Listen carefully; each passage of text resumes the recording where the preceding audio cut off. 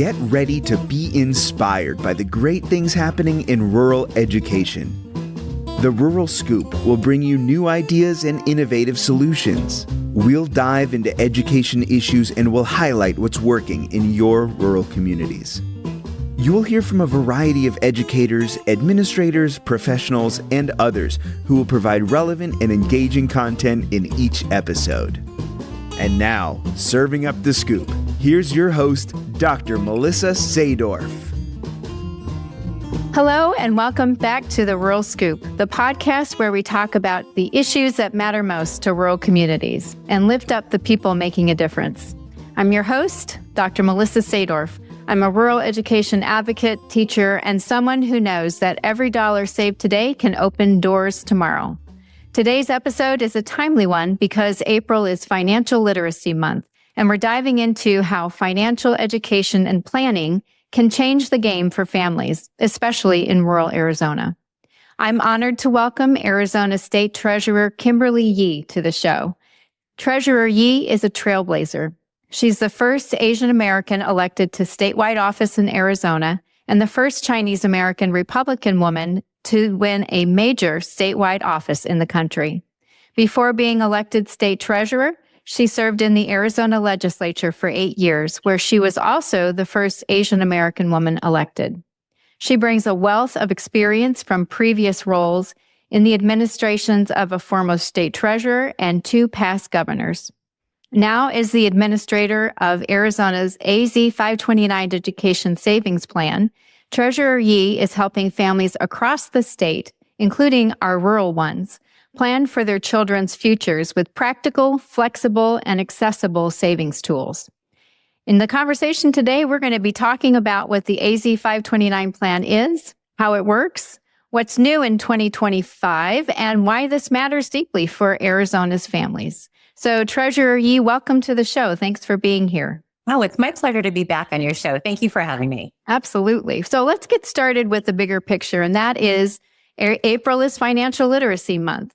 And so how does that connect to your role as state treasurer? Yes, well, we designated April as Financial Literacy Month over 10 years ago in the state of Arizona, and we joined with many other states recognizing this is a month to really bring awareness to families across our states, helping them with financial literacy tips, consumer savings, all of the things that really help families to get past debt and also to put money aside so that they can afford that emergency in the future. And so, as we know, 57% of Americans today cannot afford a $1,000 emergency with their current savings intact. With inflation continuing to increase in the general areas that we know, everyday savings, they're harder for families across our state today. And our younger generations are continuing to face financial crisis. We still have a $1.74 trillion student debt problem in the country. And it's so sad because when I first started as state treasurer, this number has just risen in state student, not only our state, but in the national student debt rate. And more than 43.6 million Americans with an average of more than $37,000 is in debt. It's amazing that we really just need to equip young people with these simple, basic skills in managing money. And so April being Financial Literacy Month in Arizona and across the country, it's the perfect time to let Arizonans know how easy it is to just put these basic skills into place in your everyday life. Helping them attain financial freedom for me is really a top goal from my office because as the treasurer, we manage the state's funds, $64.7 billion in the cash flow that comes in and out of my office. And so I am making sure that it is a priority of our families to just have this be a meaningful conversation around the table, that it isn't a scary subject as some people might think. And if we take step by step these practical skills, even as early as children, talking with them about this simple topic, they won't be scared to talk about that math and that budget, all of those things that come into play when they become young adults. Very, very good goal to make sure that people are comfortable with all of the things that you've just discussed, because it is so important. Yes. You know, so many years ago, I worked for the former state treasurer. It was about 18 years ago. And his name was Dean Martin. Some of your listeners may remember him. And this was around 2006 when I first started with him, but we were in office in the state treasurer's office during the financial crisis. And I remember that one of my jobs as a staff member of this former state treasurer was to visit college campuses across the state. And as I would walk to one of my sessions to talk about the role of where your money can be managed, it was so interesting to see the credit card companies lined up along the walls of the hall, which I would be speaking. And it was one table after another, and they were signing up these young people for their first credit cards. And I was just amazed that not only did a student stop at one table and sign up, but then they would walk over to the second table and sign up for a second credit card and another. So as they walked into my session to, I was speaking about financial education, I asked them to raise their hands if they just signed up for their first credit card, because I was watching them before the session and they raised their hands. And then the second question I asked them was, well, how many of you have ever had a class in high school on financial education? And those hands were not raised. And I knew we had a problem right away. So, you mentioned in my bio earlier, I served in the state legislature for 8 years. And one of the first bills that I put forward was a bill to really tackle this issue and to put into our academic standards. And I know you have a background in education. Every student in K through 12 has, a list of academic standards that teachers need to know and be able to have them do by the end of each grade level. They're kind of like benchmarks. And so I added in the law so many years ago, I think it was 2012 or so, that the K through 12 Arizona state standards have financial education within every single grade level. So they have concepts that are grade appropriate to our children. And I hope that continues, in those classrooms across the state. There's so much more to be done. And when I became treasurer, we passed a bill in 2019 that required high school students to have this coursework before they graduate from high school. Yeah, and that really will have an impact, especially in our rural and underserved communities where, that financial literacy effort is really going to pay off, I think. It really does. I did recognize that the rural communities really have to have a voice at the table. And so when I started I immediately became very involved in putting this as a forefront priority issue in my administration, becoming state treasurer in 2019. And so I built out a task force, and it's the Financial Literacy Task Force. And on that task force is a representative from rural Arizona. And it's very important that they have a voice because we need to reach people where they are. We can't expect them to drive all the way to the state capitol in the heart of Maricopa County to find documents, right? We want to give it to them. And so we immediately had many meetings with our out counties in person and continue to provide to them pamphlets on and resources on how they can put their money aside, how they can save for their future education. We've even translated some of these documents into Spanish and into Navajo in our areas in the northern Arizona area. We've actually gone and visited some of the community colleges there. I'm not sure if you're familiar with Diné College in the Navajo reservation. We've had many sessions with them, talking with them about saving for higher education. I really appreciate that effort to get out into the rural parts of the state because that is oftentimes not the case. And so, it's very important that, as you said, that rural voice is elevated. So I appreciate that perspective and that approach. It is. And we also want to recognize those students who are already doing this because sometimes, in high schools, some of the districts out there require this only in an elective, right? So you can only really touch the issues of financial education if you take that business course. But not every student's going to select that elective in high school, as they may have other interests, right? So I had a bill back in the state legislature that would require those students who did take that coursework. Let's say it was a business class or a math class that really touched on financial education, to have a state seal of personal finance that recognized them upon their high school graduation certificate. So it's like this extra state seal that they have on their high school certificate, recognizing their personal finance mastery. And so those are just little things that we have done to really incorporate this into the education system. Also talking to the State Board of Education about putting a personal finance course separate and apart from anything else and have that available in school districts across the state. Well, I appreciate your efforts and know that there are benefits that are being seen.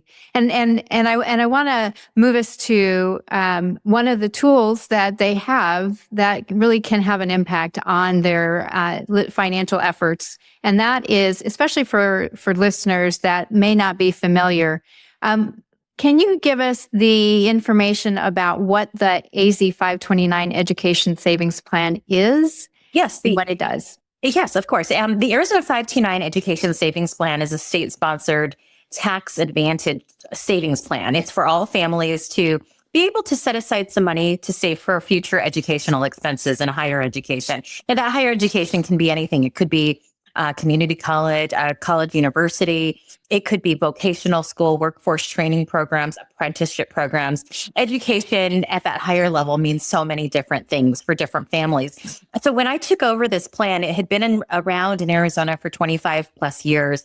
It was only in October of 2020 that I took over the 529 plan. And for listeners who might have remembered, it used to be called the College Savings Plan, but I immediately changed the name to Education Savings Plan because college referred to only that university experience when 529 education plans can be for so much more.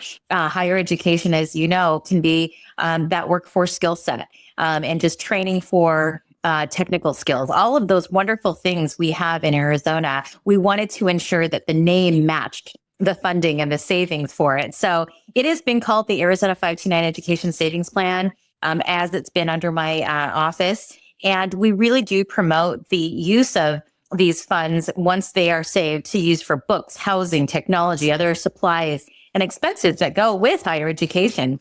And also, the savings can be used outside of Arizona. Let's just say your child may go somewhere else. That child can bring that money with them. The 529s can be used for any accredited higher education institution in the country. But what I love about this is that those earnings grow tax-free, and there's no taxes on the withdrawals when they're used for these types of qualified expenses. And that a married couple can subtract up to $4,000 per beneficiary if they file jointly. A single individual can file up to $2,000 per beneficiary, and there are no caps on how many beneficiaries you have. So you could have 3 children that you are, saving for, and that subtraction can be per child. What I also have promoted is that it doesn't have to be parents who open these accounts. Grandparents can contribute to their grandchildren. Aunts and uncles can contribute these dollars for nieces and nephews, and friends and family are certainly welcome to contribute money and get that tax deduction as well. So it really has, for me, I've opened up that understanding that so many people can help be a part of this higher education savings experience for families. And the best part, and I think since the last time I was on your show, we have now added a really fantastic new criteria. And that is, so many families were always wondering, well, how much should I actually put in this account if I don't know what my child's future holds, right? Maybe they don't go to that higher education experience like they had planned. Well, the money is not lost, because you can move and transfer up to $35,000 into their Roth IRA retirement savings account. And everybody needs a retirement savings account. So that has really been a great flexibility that we heard from families on that need. And so here we have it. And the great news is that since October of 2020, since we took over this program, it's been 53 months of operation, and we have added 53,138 new accounts. Wow. This is outstanding. It's about 1,000 new accounts a month. The assets are up 54.9% to a $2.51 billion, in value. So we are reaching record high numbers because we have translated our documents into Spanish. We have translated the documents into Navajo, and we're really reaching the families where they are. And it's been an outstanding, opportunity to really see what we can bring to families for their future education. Wow. So you've really expanded the program's reach. a lot. More than we imagined, for sure. Yeah. Yeah. Well, and what was when you took over the program, what was your vision? I mean, what had you anticipated? I really wanted to bring this to families who had never thought about college before. And that's really how I governed my whole time in the legislature and then now as state treasurer, is really being that voice of the family who doesn't have a voice at the table. And so as I knew, many 529 account holders for so many years since the existence of the 529 plans in the country have been families who already had investment portfolios for many other things, right? So they were the sophisticated investor, the higher income family. But what I really wanted to do with this program from the very beginning was to bring this to families who had never even thought college was an opportunity for them, and to give them that hope and that opportunity for them to have money in the bank so that when their child was out of high school, they would be ready and prepared for the workforce and bring them the skills that they may need. It really is, it's really been an outreach, but it's been intentional to communities that have never heard of this program before. We've intentionally reached very diverse communities, those whose language may not be English as a first language, and that's why we've translated these documents. We've also ensured that we have the ability to share that $15 is all you really need to open up an account. And if you have a budget that only allows for less than $20 a month, great. That's $20 more in than you would have if you didn't have this account. We also have really engaged children in helping them sort of dream big. What is that dream job that they want? So we have engaged them in student contests to allow them to win savings for themselves. And so to give you an example, we just had a wonderful award ceremony for an art contest, and students were to draw their dream job on paper. We received so many entries across the state. I mean, we've had an essay contest in the fall where 900 students applied for 15 spots. And each of the winners will get $529, again, to start their AZ 529 plan. Many of them had not ever started a plan before. And for those winners who had a plan, they just added the $529 in their existing account.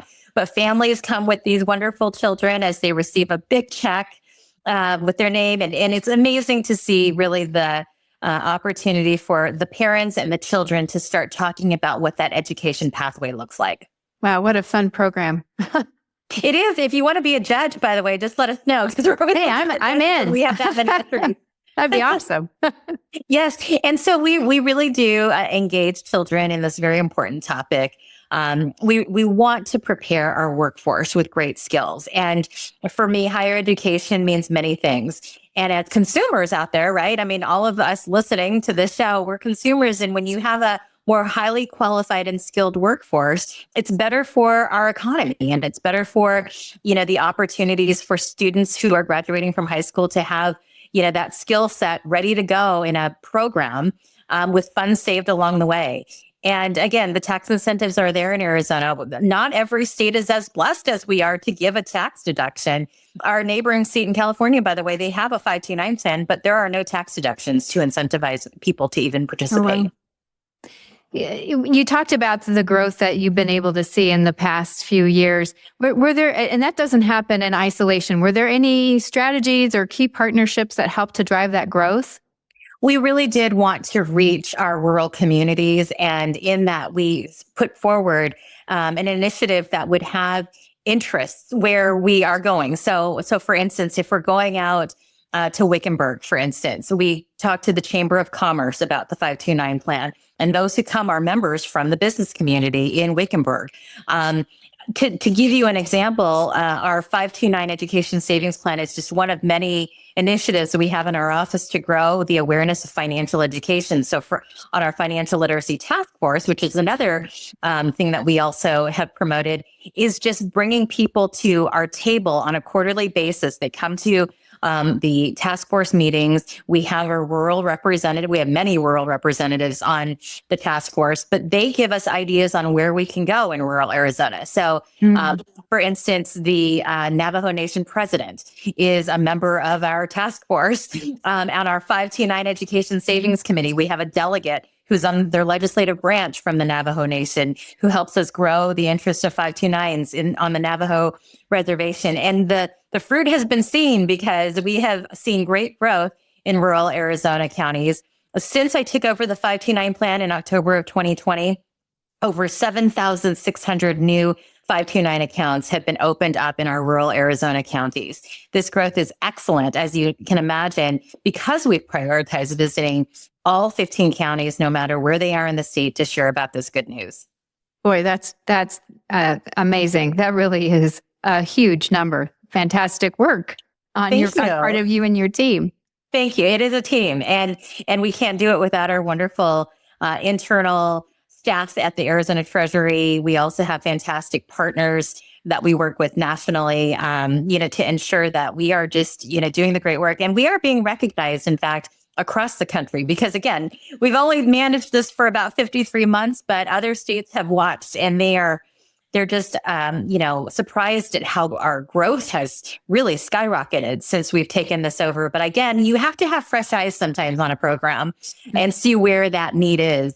And I think for 25 years or so, it was just kind of a dust-sealed program that wasn't seeing a whole lot of new eyes. And our state is a growing state. We have diverse communities all over. And so we can't do the same thing like we've done for all of those years if we have those needs to meet. So I do think that it was the right time to place it in the Arizona Treasurer's office under my leadership. And again, I love actually going state by state when we have these conferences to share some of these tips and ideas, because they too can bring this to their communities. Well, there's a benefit to the plan, of course, but there's also a mind shift that needs to happen. And so what other benefits have you pointed out to families about starting a plan that they might not have considered? Well, one of the things that I've shared is it doesn't have to be a scary subject, because money and money matters can be intimidating for some. And so no matter what their ages are, whether they are young individuals who are just out of high school, this is their first time out in the real world, to the mom out there she juggles everything. And this is just one more thing to add. As many women are the money managers of their household, to the senior citizen who, they're thinking of that legacy that they will leave behind. And sometimes they may want to leave behind funding for their grandchildren. These are all groups that we have reached out to say, hey, this is a meaningful gift. It is one that you set aside and all it does is save, and it grows in time with interest. Those are gifts that really, can't beat anything else that you open and unwrap, right? Under the gifting that you might give somebody. And so I do feel that has been something we have reached to various communities, whatever age group. We also have helped with social media. That's something that is for everybody. And the pictures that we post on social media are intentional. I have asked my staff, for instance, we know that we have a welder shortage in Arizona, and welders are needed for, these new developments that are growing quickly in various parts of our state. But not just any welder picture. I will ask for my staff to find a female welder picture and post that. Love it. Because again, we really need to intentionally bring this message to people, and they can see in that picture, that's me, or I can do that. Yeah. And so, women who might be interested in maybe starting a new career, I saw that a lot after COVID, and they want to do a different vocation. That's a big step, but it's something that they may have thought about for a very long time. And that was sort of a transition time where we saw a lot of people leaving former positions and re-educating in a new vocation. They were going back to school to a higher education opportunity. So we have actually engaged with mid-level career people who are going back to a different vocation, maybe a dream job that they too might have had, and saying you can open your own account, be your own beneficiary, and your spouse can be getting the tax deduction by putting money in the account for you. I mean, all of those things. And there are so many different ways we can talk about money that is not intimidating, and it's something that can engage in a fun but meaningful way. Yeah. Do you see, as you're going from place to place across the state, that the savings plan has an impact on either the students' academic outcomes or career motivation? There are so many young career people that I talk to who want to do more because, they're just starting their careers. They're making money for the first time. Oftentimes they're in that mindset where they're thinking, well, what should I do with all of this new money that I have? Mm-hmm. And yet they, off the bat, when they hear a 529 plan, they think, well, that's not for me because I don't have kids yet. They're not married, for instance, so they don't have children. And I say, but it is for you. Why? Because one, they may have a niece or a nephew who might be in need of a future education, and they can contribute and open an account that way and get the same savings and get the same tax deductions as a parent would. But they can additionally open an account for themselves. As a young career person may not be married yet, they may not have children. If they opened their own 529 savings account, start growing interest on the account and contributing to their own account in, month to month, whatever they can afford, they can always transfer the name of that 529 account to a future beneficiary, which could be their child. So along the way, they would be starting an account, growing it with interest, and then actually leaving that later on for their future child. I love that. Your office is really amazing about getting K-12 students involved and really focused on ensuring that financial literacy piece is in place and solid. But there's a fun part to that, and you've mentioned it, and that's your contest. So can you talk a little bit about what the contests that you have are during the year and how the students can participate? Yes. Well, we have an art contest usually at the beginning of the year, which has just been completed, and we gave the awards just at the end of March. We open it up to K through 6 for some of the award contests, like the art contest. But in the fall, we bring an essay contest to students, and they write about what their dream job is and what it will take to get there. What I love about it is that it allows for that child to take the materials home. They, talk to their parents about what that plan might look like, and they start engaging in the conversation. And really, that's really what this is all about. While we've had in any given contest 900 entries and maybe only 15 winners that win the $529 for that award for, let's say it's an essay contest. Think about it. It was 900 families that started the conversation around the table when they brought home the 529 art contest brochure or the 529 essay contest information. Those are conversations that should be had. And the earlier, the better. I always say it's never too early, too soon to create a 529 plan. It's certainly never too late. And I do see that when the families come to the state capitol with their children to receive the $529 award, you can just see it with their faces. They are really happy to know they have now broken into an opportunity that they never knew about.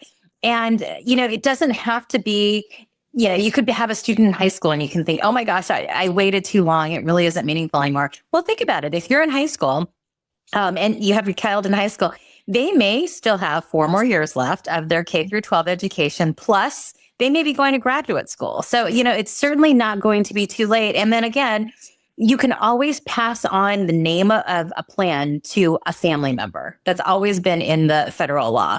And so if you had a child who, just didn't have all of the dollars used for that plan, you can transfer the funds over to another person in the family, or up to $35,000 can be transferred to a Roth IRA, which is the retirement plan.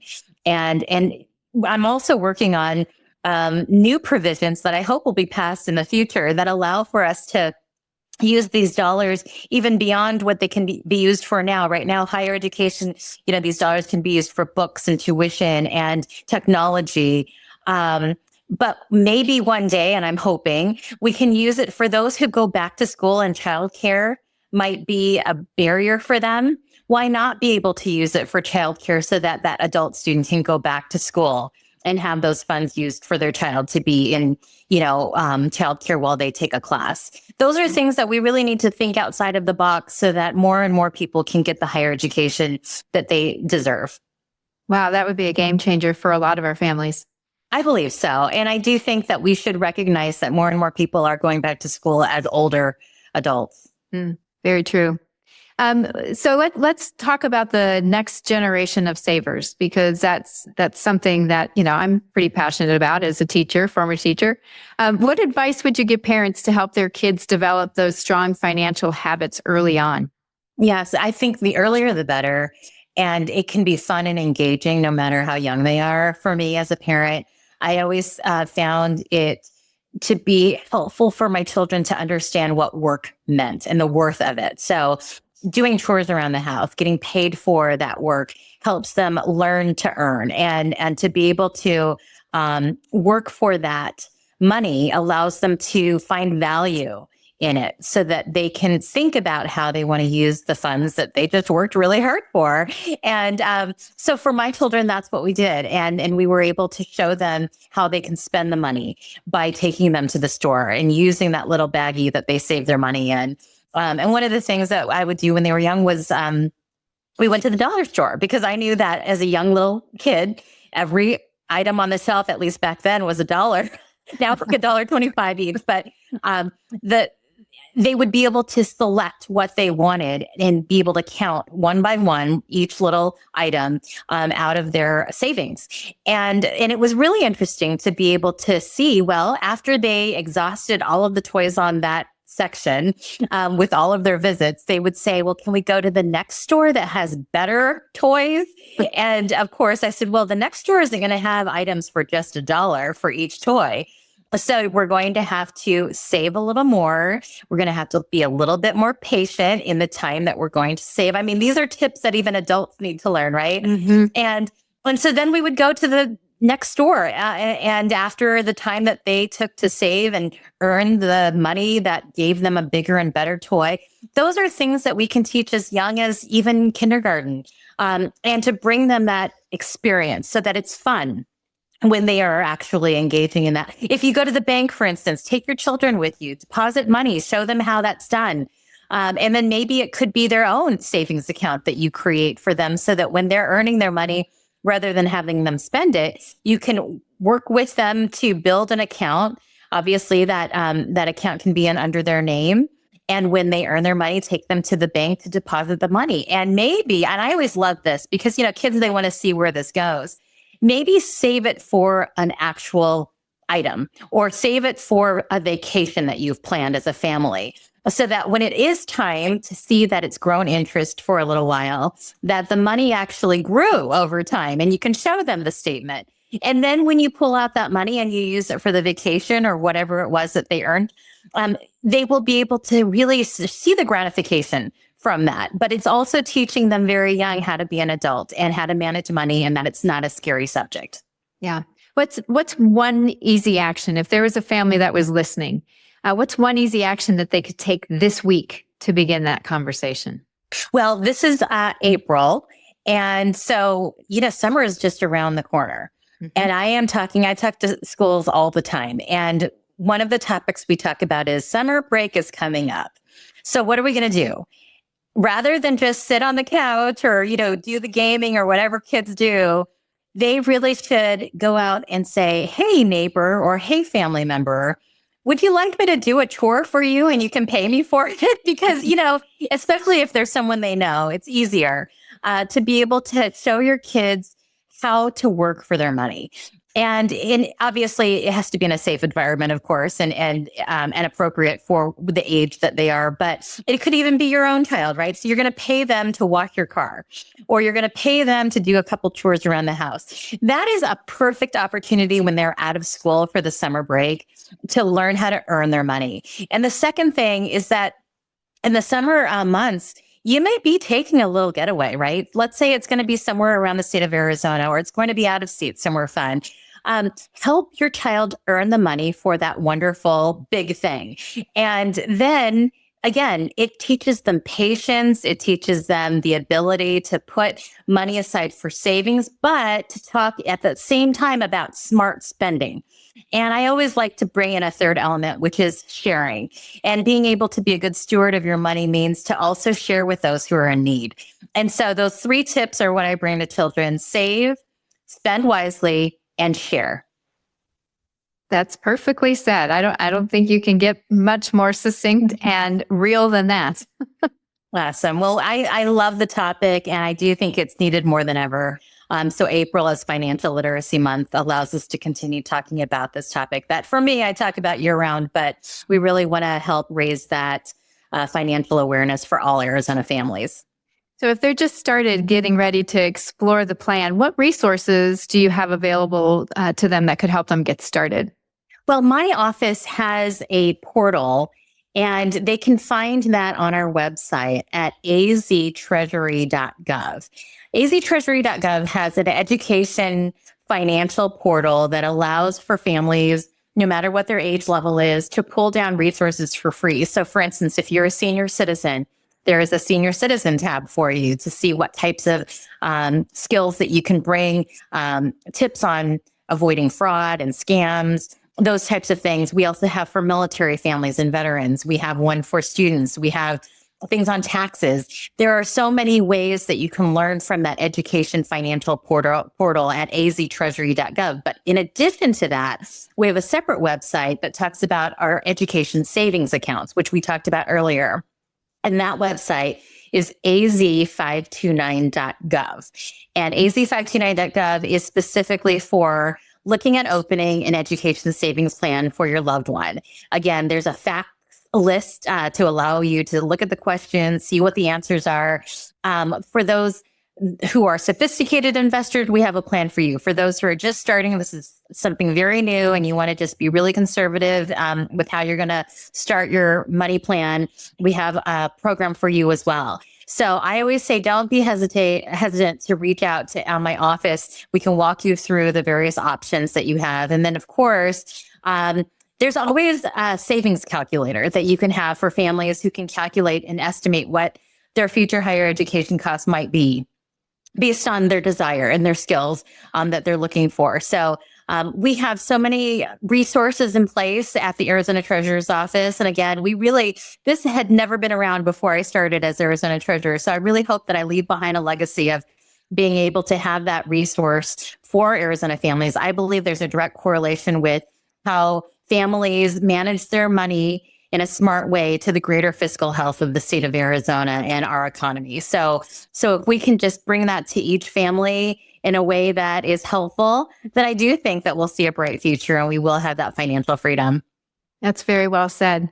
Is there anything that we haven't covered, Treasurer Yee, that you want to make sure that our listeners know about either your work or your office? Well, we do a really good job on keeping people up to date on what's happening, and these contests that we're talking about, whenever they come up, we put information out there from our office. We always have a financial Friday tip of the day on Fridays. So our social media can be found at on X and Facebook at AZ Treasury for Arizona Treasurer's Office updates. And then, of course, for 529 updates, we're at AZ_529 for everything 529 related. And again, it's just a lot of fun to be able to share these simple financial tips with families. But we are here and we're a resource, and the Arizona Treasurer's Office really is an Arizona program. And we do intentionally reach our rural friends across Arizona. Well, we appreciate that, Treasurer Yee. Thank you so much. And this has been a very inspiring and practical conversation. So thanks for spending some time with me. It's my pleasure. Thanks for having me back. Well, whether you're a parent, a teacher, or a student yourself, the program is about possibility, and it really can help create real opportunities for education and training and even long-term security through some smart financial planning. So in those rural communities that are throughout the state, we often talk about giving kids a reason to stay, or at least, at the very least, a path to come back home. And financial literacy, along with access to resources like the AZ529, is part of how we plant those roots and grow that future. So thank you for spending some time with us today on The Rural Scoop, and I hope that you found value in this episode. Be sure to like, subscribe, and share it with others who care about building strong, vibrant rural communities. I'll catch you next time. Thank you so much for listening to The Rural Scoop. Please be sure to rate, review, and subscribe, or even leave us a comment. And be sure to follow on Twitter at Dr. Sadorf. That's Dr_SADORF, so that you never miss a new release. You can also check out previous episodes of The Scoop wherever you get your podcasts. Production support for The Rural Scoop is provided by Chattanooga Podcast Studios. Find out more at ChattanoogaPodcastStudios.com. See you next time for more great discussions about rural education.